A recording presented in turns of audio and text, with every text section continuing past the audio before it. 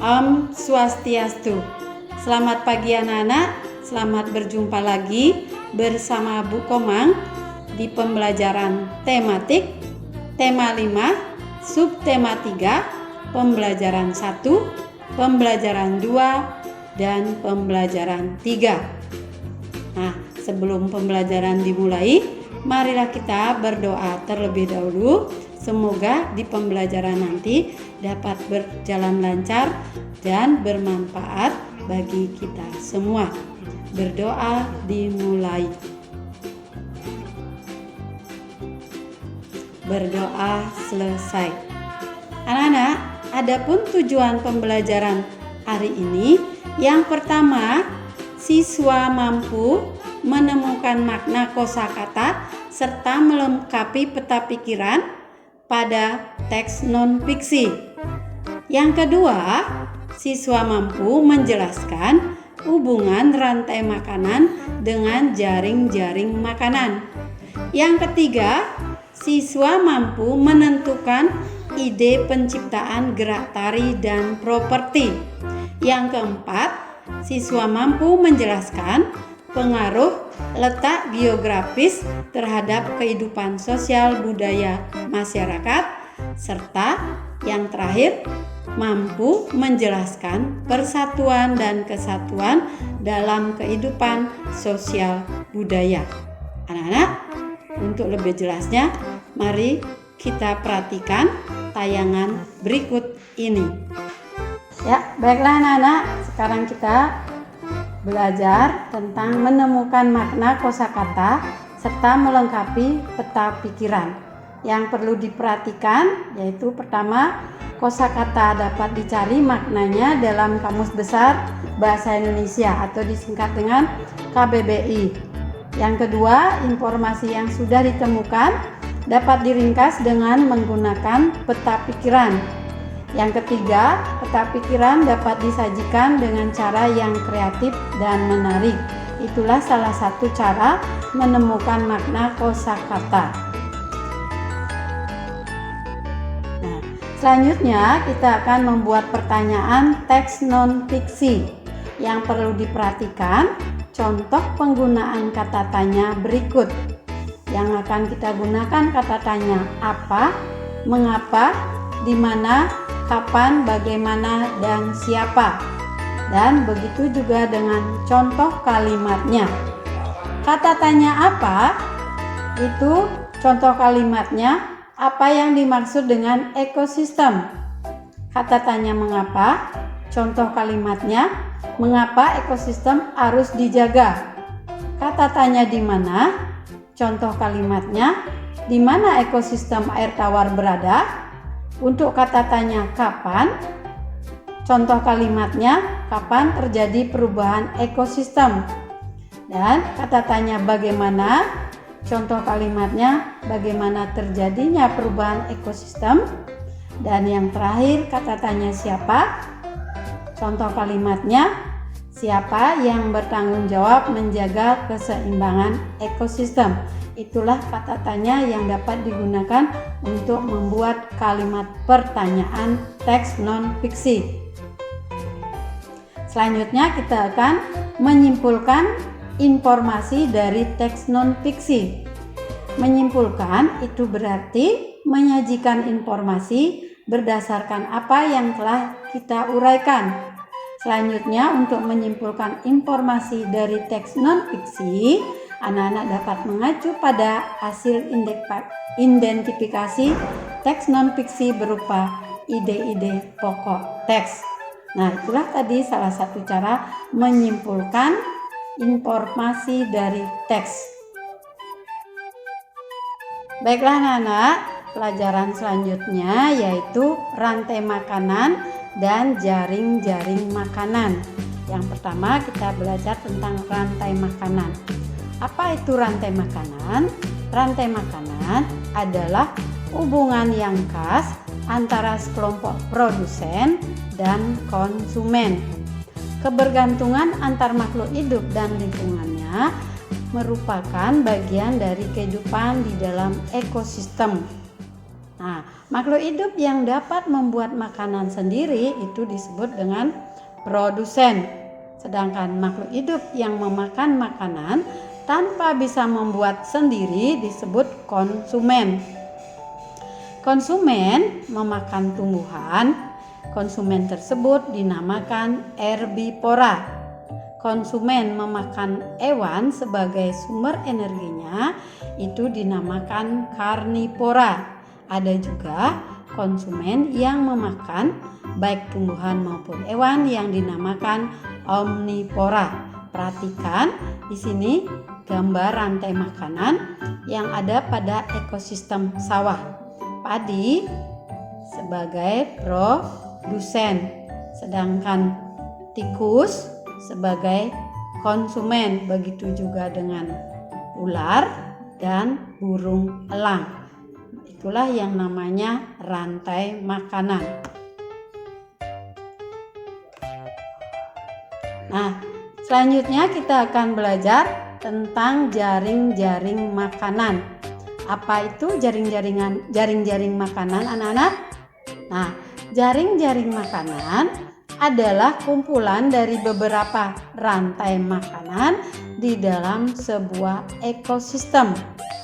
Di dalam sebuah ekosistem terdapat hubungan antara beberapa rantai makanan yang terjadi. Satu jenis hewan dapat terlibat dalam beberapa rantai makanan. Demikian juga dengan produsen. Di dalam jaring-jaring makanan, jumlah hewan yang terlibat itu makin banyak dan energi yang mengalir juga makin kompleks. Nah, di sini perhatikan jaring-jaring makanan. Nah, pada jaring-jaring makanan dimungkinkan terjadi persaingan antar makhluk hidup, baik di dalam rantai makanan maupun di dalam jaring-jaring makanan. Setiap komponen yang ada dalam jaring-jaring makanan saling memengaruhi satu dengan yang lainnya. Nah, perhatikan anak, di sini jaring-jaring makanan. Di sini jaring-jaring makanan itu jumlah hewannya lebih banyak yang terlibat. Ya.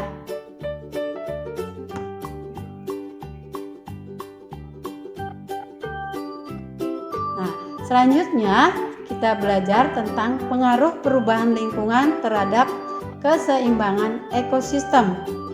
Nah, pengaruhnya yaitu rantai makanan tidak akan terganggu selama semua komponen dari rantai makanan tersebut tetap berperan. Yang kedua, jika salah satu dari komponen rantai makanan tidak ada, maka komponen rantai makanan lainnya akan terganggu.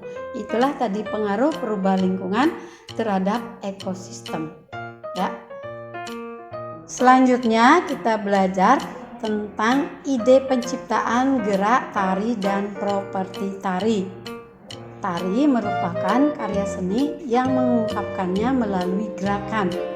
Adapun ide penciptaan yang pertama itu adalah penciptaan gerak dalam seni tari harus diawali dengan menentukan ide atau gagasan. Selanjutnya, sumber ide gerakan tarian biasanya diperoleh melalui pengamatan. Dan setelah selesai mengamati, selanjutnya ide tersebut dikembangkan dalam bentuk gerakan dan dilengkapi dengan properti tari.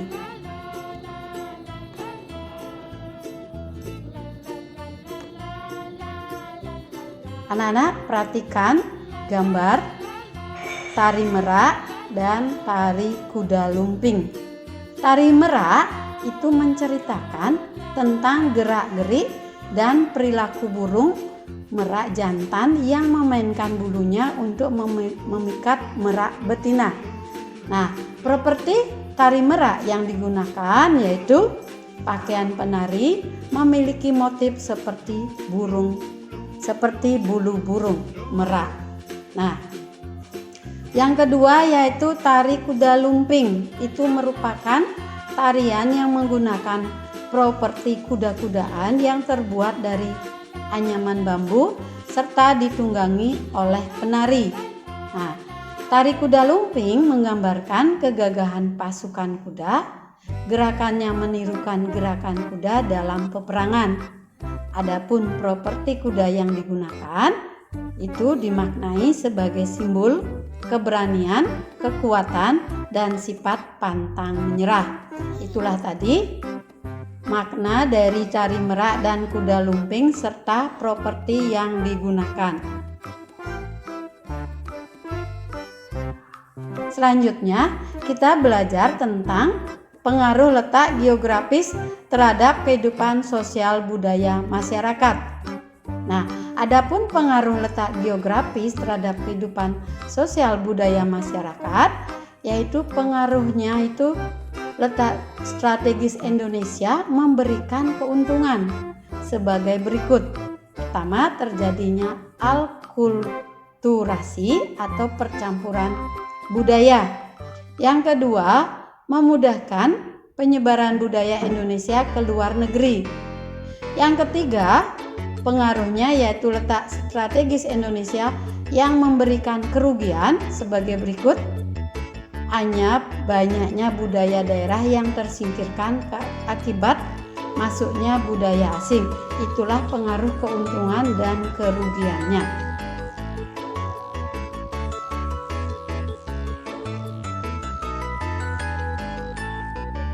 Nah, di dalam persatuan kesatuan dalam kehidupan sosial budaya itu dipengaruhi oleh letak geografis Indonesia, turut mempengaruhi kehidupan sosial budaya masyarakat Indonesia.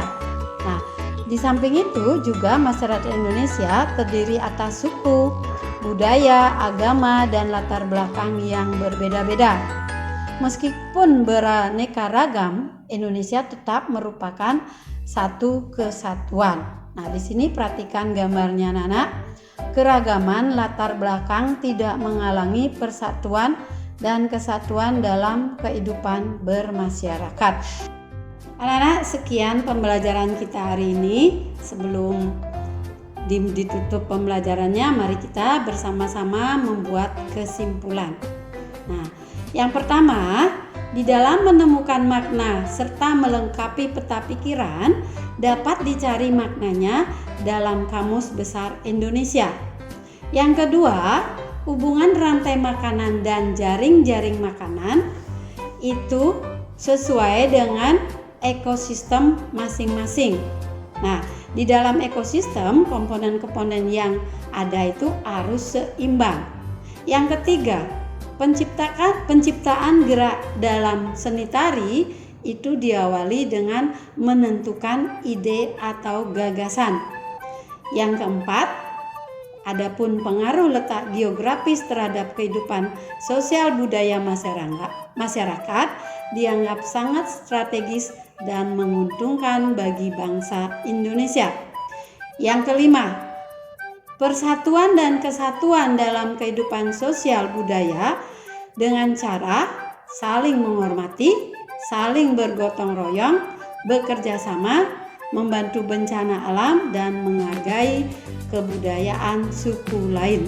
Nah, anak-anak, itulah tadi kesimpulan dari pembelajaran kita. Nah, untuk itu mari kita tutup dengan doa. Ya, berdoa dimulai. Berdoa selesai. Sekian pembelajaran kita hari ini, anak-anak. Sampai jumpa. Dah.